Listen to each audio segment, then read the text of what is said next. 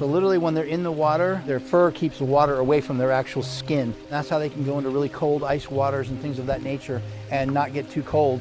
And of course his favorite food is fish and shrimp. His main diet. Yes, you're a baby.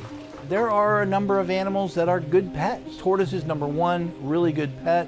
This is Big Max, and he came to us because he has outlived his last owner.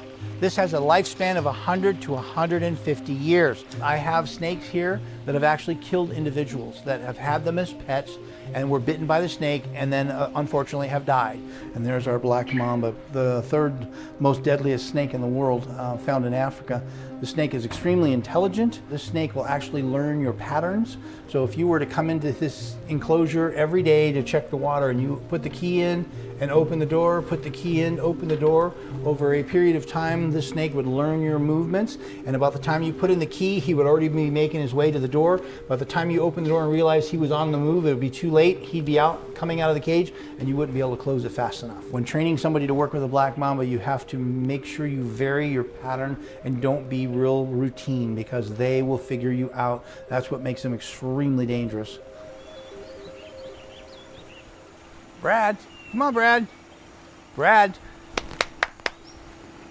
So these are Australian saltwater crocodiles. These are the bad boys of the crocodile world. These are truly man-eaters. These are going to be the largest, most aggressive crocodile species in the world. The record for the saltwater crocodile is in the 27-foot range and weighed about 3,200 pounds. The length of this pond is 24 feet across. When he's full grown, he can be the length of this pond. So that would be very formidable as an opponent if you ran into him in the wild. He can clearly see me. He can hold his breath for over an hour. He has the ability, and all crocodilians have the ability, to come out of the water at 40 to 45 miles an hour. So I couldn't react with that kind of speed. So that's why animals like crocodiles can easily ambush prey that comes to water's edge. But in a conventional zoo setting, sometimes animals are far away, they're difficult to see. Here it's a little bit more intimate and a little bit closer, but very safe. Come on. Don't be scared. Kids come out here and get to see animals behave more naturally up close. Yeti, big boy. Great little story. When going to one of our programs, Mom was with her son and I saw her looking in the cage and she was describing to her son the animals. And I was trying to figure out what was going on. I then realized that the young boy was visually impaired.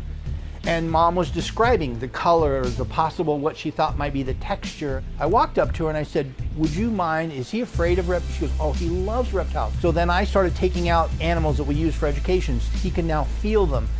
He was interacting with them, holding them. Never had this experience in a zoo atmosphere ever before. The lady was tearing up. The boy was ecstatic.